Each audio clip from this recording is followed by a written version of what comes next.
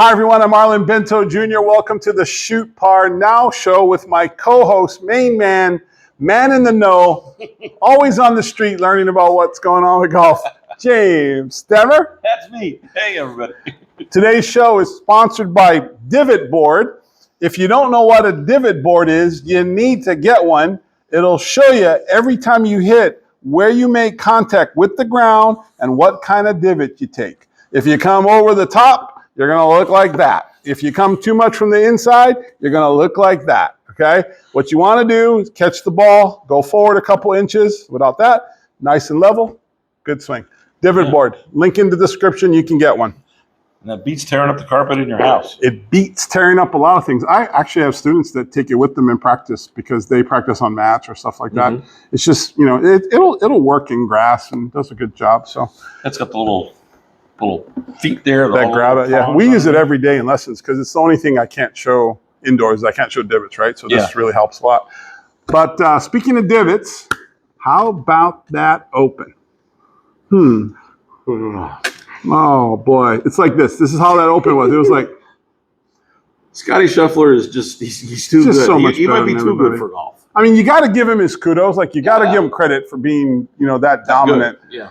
But golly, you turn the TV and he's got a 7-shot lead, and I'm like, oh, huh. It's like, did the rest of the players know there was a major this weekend? Was there anybody there? Yeah. I mean, is there anybody? How about anybody from the LIV Tour? Anyone? Bryson was there. John Rahm was there. Kind of lost his cool with one of the. But how far back did he? They were all pretty. Bryson kind of shot himself out of it on Friday, on Thursday. Well, he had that big comeback on Friday, but still, like, where's the LIV guys? Where are you? You know where you are? You know where you are? You know where they are? Where are they? You gonna tell them? They're hanging out. They're not used to playing 4 rounds. That's the first problem. They're fat cats hanging out. And they can't play in shorts. And golf is there now, and it's like they're soft. That's what I'm saying. I think they're good players. Don't get me wrong. I'm not saying they're not good players. I'm just saying they're a little mentally soft. They're missing. Bryson's not soft. Bryson's there to challenge the world, right? But where's everybody else? Where are they? Where are they? They're not there. So something's missing. No, something's missing in golf right now. You can't have. You know, it's weird. Now, Tiger was doing this, right? Isn't Scheffler doing Tiger-esque, right? 4th major, what'd you say? 4th major, exactly as many days as Tiger took to win his 4th. So are we watching Tiger? Is this the next greatest of all time? Could be. Could be. Time will tell. He's got 4 majors now. Are we not giving him enough credit for being that much better than the world? Maybe. I mean, no offense, but last group, the guy playing with Scottie Scheffler is from China. China. Yeah. Pretty tall dude, too. Oh, great golf swing, right? Yep. But really? Like, again, I'm not against China as far as, golf, right? Guy was really nice. Yeah. But China. Interesting. So anyway, if you're watching this, you can hear from my tone that I feel like the PGA Tour looks like a bunch of same guys winning. I don't think the caliber's there. I think they're missing shots. They're missing players. Yeah. Rory McIlroy can't play good every week. No. He can't, it's so hard. Northern Ireland, right? He's from Ireland. How does he not, how come he's not there? How does he not get to the finals? I don't get it. Yeah. Would have thought he'd have been a little closer than what? But he finished 7 back? Yeah. 7 shots back? Yeah. He wasn't the only one. So. No. And again, was the course that hard? Do you think it was that hard? I don't think it looked that hard. Did it look easy because Scheffler hit it so good? I don't think it looked easy either, but I mean, it was. Well, I'll tell you what about Scheffler. The last major we watched was the U.S. Open. And if you hit it in the rough, you were done. You might get it 10 yards. Yeah. I still think the U.S. Open, just because of the nature of it, has that, it's hard and it's almost ridiculous, like you say, but I just think it really. And now that's the only major now that Scheffler lacks for having a Grand Slam. Yeah. He hits it too good. Yeah. Yeah. And you know what? And this is what we're talking about this in lessons, right? Like, Scheffler's swing would not be a swing that you would coach exactly. No, especially his feet. but that's the beauty of golf, right? So, as I tell people all the time, and a lot of, we talk about, I always bring up the trolls from from Instagram and stuff, right? Because there's so many people out there. Sorry if you're one of them, but they're looking at all of these things that I post, and they make all these ugly comments, and they don't even understand the context of a lesson. Yeah, I get it. The thumb's not right. I get it. It's a little not perfect. But you know what?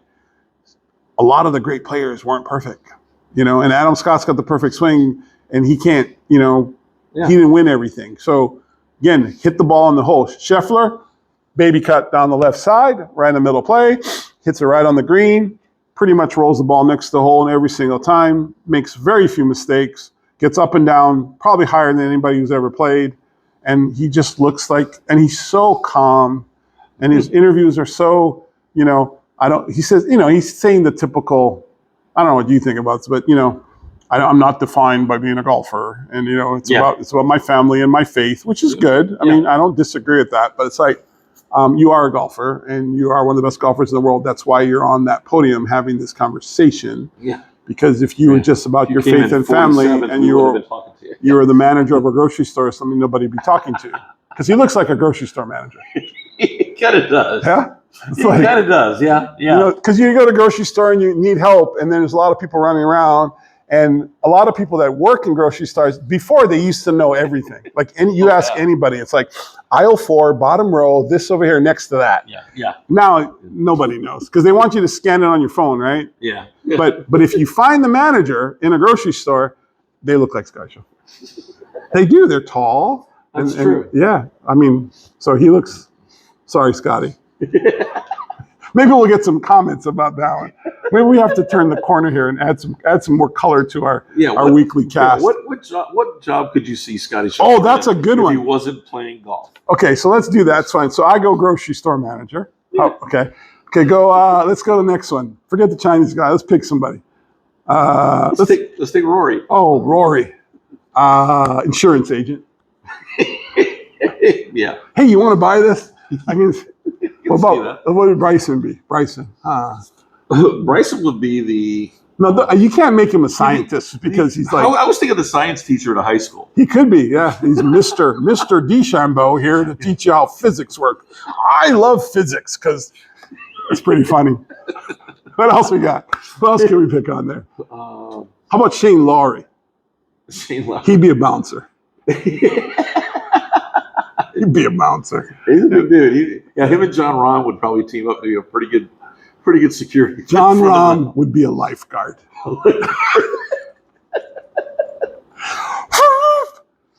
Out of the pool! In Spanish, he'd be yelling. What else you got? Scottie Scheffler's the grocery store manager. Yeah. Well, I think Tommy Fleetwood would be his bag boy. Oh, Tommy Fleetwood. No, I give Tommy more than the bag boy status. More than that? Okay. Yeah, I think Tommy Fleetwood would be... produce guy? No, he'd own a tattoo parlor.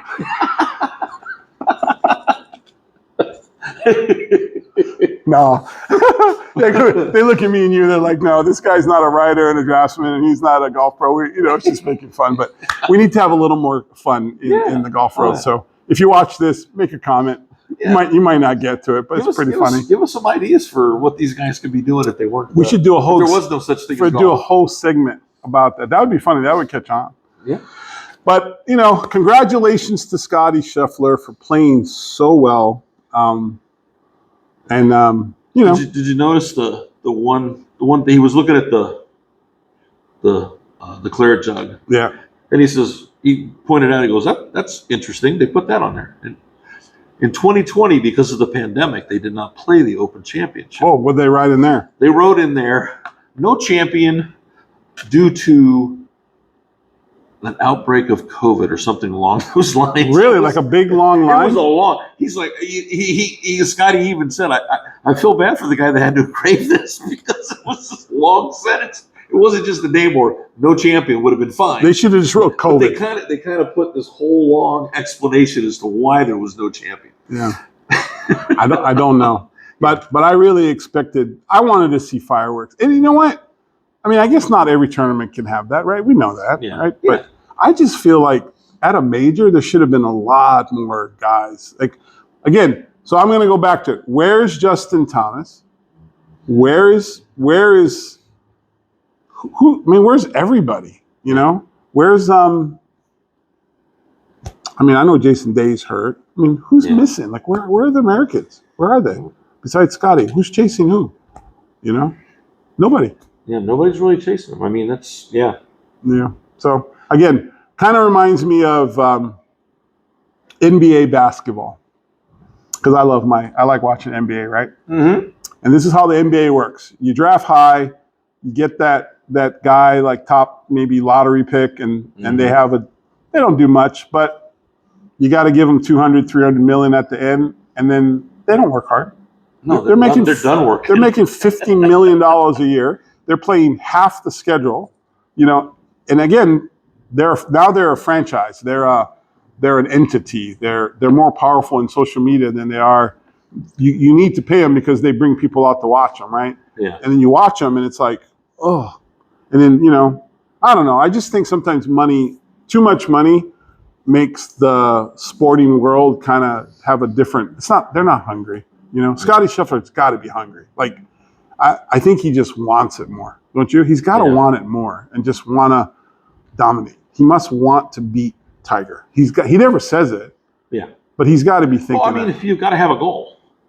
I mean, that's kind of what feeds you. I mean, when you're winning a tournament by 7 or 8 strokes, it's easy to lose interest, I would think. Yeah. Unless there's. But he doesn't. There's a carrot out there that you want, and that might be, I need more majors. I need more wins. He doesn't. I worry about his ankles, though. I am worried that over time, there's a lot of roll onto his ankles when he hits, you know, that rolling. Yeah. And I don't know how that's going to do tendonitis or, you know, arthritis or, you know, that pressure. What? One other thing, you know, we're talking about what occupations some of these guys have. You got another one? Ricky Fowler. Oh, wow. He owns an alligator farm in Florida. What do you think?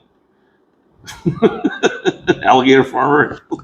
Well, you know, I guess if you got that much money, I mean, it could be really good business. There, you know, it's a bunch of swampland. Yeah. And Ricky just looks like the kind of guy that would. Yeah. With that mustache he's got going now. Well, they sell alligator, you know, I don't know if people watch this, Mike, but you can go get alligator at a lot of places and eat alligator bites. And I don't think it's very tasty. Have you ever had good alligator? Is there such a thing? I could honestly say I've had an alligator once in my life. I don't really remember. No, it's being chewy. that impressed with it. No, it's chewy, tough. It's kind of like calamari. It's got that consistent. It's like, it's not, and there's no like, tastes good. It's like, oh man, but the skin and stuff, you know, I mean, people buy the claws, they buy the heads, you know, it's all maybe he's making a lot of money doing that. Are we going to make Wyndham Clark like a locker room attendant? Oh, no, we can't give him those kinds of jobs. It's like demeaning. Not if you're a locker room attendant. We're not saying your job is demeaning. Well, why? I guess he could do that. And Wyndham Clark now, I mean, he won $730,000 this week. Maybe now he can make Oakmont happy enough that they'll actually talk to him again. Can you tell me the whole story? I forgot. Wyndham Clark was the one that went kind of ballistic in the locker room. At the US Open because of the conditions and all that stuff. Right. I think he destroyed like 2 or 3 lockers. Like he beat him up because he was so mad. He lost his cool. And they figured out who it was. And instead of apologizing, instead of saying, look, you know, what do I owe you for the damage I did? I'll write you a check, whatever. His answer to that was, I'm really trying to just move on from that. I mean, so he didn't take responsibility for it. So he never really took responsibility. And as a result, Oakmont this past week came out and said he's no longer welcome at our club in any way, shape, or form. For his life. For the rest of his life. Until he, A, pays restitution for the damage he did, B, makes a donation to one of our charities. And C, gets anger management. That was their response.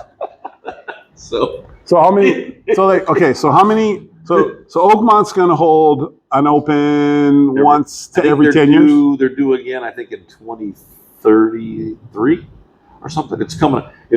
Yeah, but so he's going to miss one major, if that. Yeah, but he don't care. Yeah, he's probably going to use that as like, I hate Oakmont. Yeah, and he might not qualify that anyway. No, well, actually, he would because that would be the 10th year of his eligibility from when he won in 2023. Oh, so technically, that would be the last year of his eligibility to get into the Open based on that. Maybe that's the year that he'll pay them. He'll be like, oh, it's my last year. It's like, do I want to play? Here's your check. Here's my $10,000, and I went to anger management and here's my certificate. Kumbaya. Here's my certificate. Yeah, moving on. I forgot he did that too. Yeah. Wasn't there what was the big controversy this week? Like people were talking about some of the stuff. I know the thing with you saw the one where Rory hits the golf ball, another golf ball comes flying out. Another golf ball popped up out of the rough. I thought that was automatic 2 shots, but I guess it's not. Well, he didn't hit it. I mean, he hit it, but you couldn't see it. Yeah, so you he can't. hit his ball. Yeah, I guess you can't just in front penalize of him his for was that. another one you couldn't even see. And then Shane Lowry got in trouble because his ball moved. He was making a practice swing near his ball, and it moved. And it was almost imperceptible, but it did move. And that brought up a lot of like, okay, how is this fair to the guys? How is this fair to him when you have all these other guys that don't have a camera on them the entire time? There isn't a camera watching that, watching the ball on a certain Did it actually move its axis? It rotated ever so softly. Yeah, so the axis. But it's like, if there wasn't a camera on it, nobody would know. Nobody would see. He didn't even see it. That's crushing. He didn't even see it because he was taking a practice swing over here, and the ball was over here. So that's one of those things. Like I think like other sports, they should have some kind of like, I guess, but then they open it up to speculation on who gets what. Yeah. We were just watching was it the Open, right, where they didn't give the guy the water drop. His ball looked like it was so in casual water. Yeah. And he was right there, and then he missed that, and that's how he lost the Open. Yeah. So that's kind of rub of the thing. But I thought, I watched. I mean, there was great golf. Don't get me wrong. It was kind of a boring tournament when all the drama was gone. All the drama was gone, and nobody was there to really like give him a little run for his money. Yeah. So I guess not for lack of trying. I mean, some of the guys tried, but Scheffler's very consistent, and he's really darn good. So isn't it weird now that the majors are done though? It seems they're awful early for him to be done. Yeah, it's July. It used to be August was we PGA. Still had the PGA Championship, but that all got moved in order to make the Ryder Cup. In fact, a lot of it got moved because of the Olympics. Oh, that's true. And they wanted to get them all done, and they've kind of kept the schedule now. And I think they're going to keep this for the foreseeable future. So now we basically got FedEx Cup started. We've got FedEx Cup, Ryder Cup coming out. Ryder Cup will be the next thing. We'll talk about that. That'll be fun. And they said a lot of the guys on tour are saying that if Keegan should play. Yeah, because he's right there. He's up like number 5 or 6. Right? A couple of guys. What are he doing? What are you doing this turn? I didn't even see him. Oh wow! They said he should be the first guy. He should be there on the first tee, the first day. Because he's been playing so well. Thank you, Captain. Here I am. I don't know what he did this week. He's gonna. Yeah. You could pass a lot of responsibilities to your vice captains and the people. Oh, yeah. I mean, he would still be involved, but then come time to play. But the question is, can he play well? Yeah. And still be a captain. And still do what he needs to do. Yeah, that's the part. That's part's pretty hard. Hard part. If you watch the thing, if you can't pull it up on your phone, like if you know what he did, just leave a comment below. Yeah. What else is going on? I'm still doing junior camps at my golf course, and that's going well. Still teaching a lot of lessons indoors. If you're interested, there are 3 free videos on both of my websites. Shoot Par Now is easier to find. Go to Shoot Par Now. And you can sign up for my newsletter, and I'll give you 3 free video lessons to watch. We're always developing programs to help people through our system, and it works really well. Do you have anything going on? You playing golf or covering anything locally going on, writing new articles? I'm just sucking up the AC in the house right now. Yeah, it's getting pretty hot. It's brutal to get outside. Yeah, but it's that time of year. But I do want to play golf, so I'm probably going to hunt around a little bit this week, see what I can dig up. If you go to the channel this week too, I'll be posting a new episode of Golf Cart Chatter. I put my son George, who was supposed to, keep going. Life got in the way, work got in the way, and unfortunately he ran out of time. Yeah. So I'm going to be using, I got some of my good high school guys. I got a young one, Finn, we call him the Finster, is in my cart this week. And it was kind of a funny episode because he kind of gets the club way underneath, and I've been trying to get him on top of the ball more on plane. And for him, it feels like he comes over the top, which is kind of like opposite of what everybody else does. Mm-hmm. And whenever he gets on top of it, if he doesn't do it right, he kind of hits the dreaded hosel rocket. Oh. So he's my partner, right? And he's hitting hosel rockets, and I'm trying to tell him to, calm down. And he drops it inside, hits a big sweepy hook, and I said, but he's going through it. But he's young, he's working. He's got a good swing. So I think if we can just get him on top of the ball and kind of tune up a couple things. It's kind of an interesting chatter because it's he does talk, and it is different, but it's more serious, right? Because he's my student, versus my son. So that'll be up. But yeah, we're coaching, teaching, a couple more weeks of camp, and get ready for high school golf. That'll be a fun thing we start every August, and we'll still be here, helping you guys, talk about the tour, talk about golf, helping with your game. And don't forget, we're going to do our golf tip section segment at the end of the show. So make sure you stay for that. And that's going to be about it for this week. Yeah. Anything to add? No. Thanks for watching. Please like and leave a comment, subscribe, share, and we'll be in front of you guys really soon.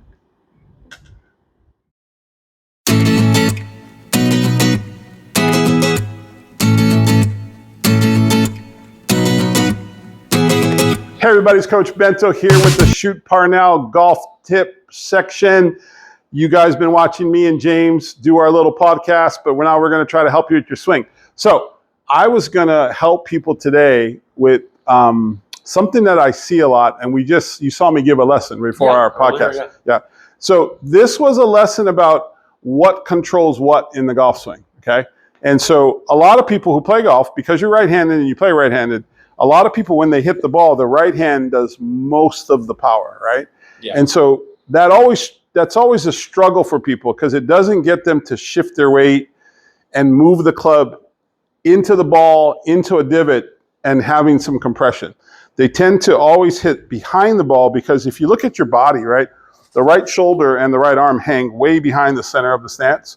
So if you're only hitting it really with your right hand, you're going to kind of dig the ground more than not. So it's a thing that I see happen a lot. So one of the exercises that I was showing, and I'll let Jimmy try this in a minute too, is I call it right release. And I got this from Coach Joel Aptaker, who worked with me for 20 years and basically taught me about how the front side of the body really works. And a lot of the things that we used to talk about when he was working was that how really good players, sometimes when they hit the ball, their right hand looks like they're even like coming off the club. Yeah. Like Fred Couples, Vijay Singh, a lot of the great ball strikers, when they're hitting, they're coming off the club here.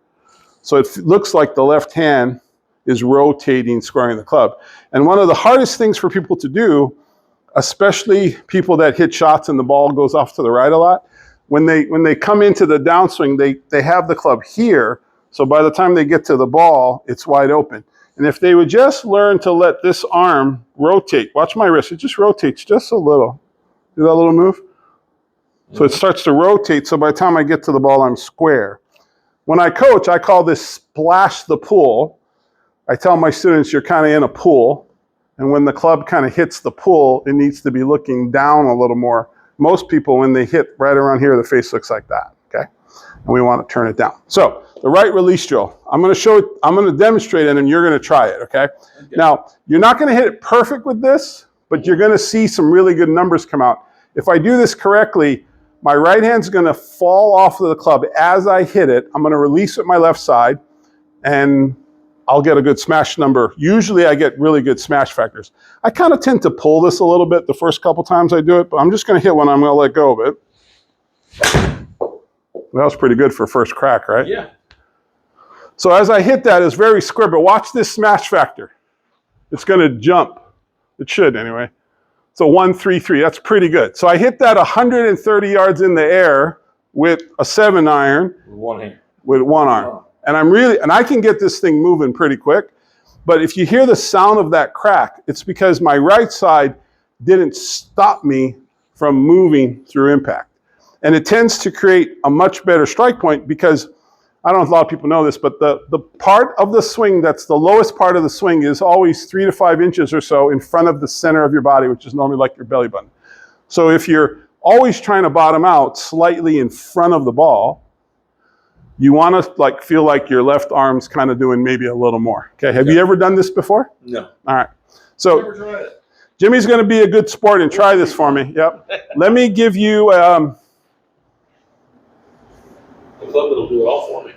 Yeah, could just use mine. Just choke down a little bit. All right. Mine's a little long. So swing in the middle here. You're so much taller than me. Yeah, my clubs are long. So just don't even let go on this one. Just make a couple practice swings. Good. Again. And why don't you try it, since we had Divot Board as a sponsor, try to see if you can take a divot correctly. See what it looks like, right? No pressure. No, not bad. But you see how Jimmy hit a little early? Yeah, behind it. Yeah. Now, watch as he does. Let's use the divot board for this test, okay? So now when you do this swing, you want to go slowly and try to let go of your right hand right as you hit the divot board. Now, it's going to feel awkward the first couple times, so don't go fast. See if you can just let the right hand fall off. Ooh, that was actually pretty good. So the divot actually moved forward a little bit. Let's try one more. Feel like your left kind of comes off. I'm sorry, feel like your right kind of comes off and let your left pull through. A little more forward divot. Ooh, how'd that feel? Better. Yeah. So you didn't struggle with that at all, did you? Like you didn't like stumble or? It felt pretty good. Yeah. You know what you did really well? As he made that swing, as he got through the ball, because he didn't have any right tension, his legs and body really moved well this way, which I really liked. You want to try to hit the ball with it? Sure. See if you can. Let's see what happens. Don't try to kill it. Now it all goes to crate. It could. The ball always messes us up, right? Oh, yeah. Just feel like that right hand just kind of comes off the club. Oh, that's pretty nice. Did it go to the right a little bit? Yeah, face was open. The face was a little open. Yeah. See what the smash was. So 1-3-3, just like mine. Now this time, right? Again, if we keep leaving the face open, then Jimmy's going to have to splash the pull a little bit. I'm going to have to learn how to get that rotation you were talking about. It's just a little bit of form, but you might not need it. Just try to like right hand release again. Okay. See if you can time it. So that was heavy. Yeah, I dropped my whole right side. Yeah. And that's one thing we see a lot too. Like a lot of people come for lessons and they're trying so hard to shallow the club and then they'll drop this side like too much. Yeah. And then the hips will go like that and they get early extension, they get stuck. So you got to keep them moving. There is a small side bend in transition, but then you got to keep rotating.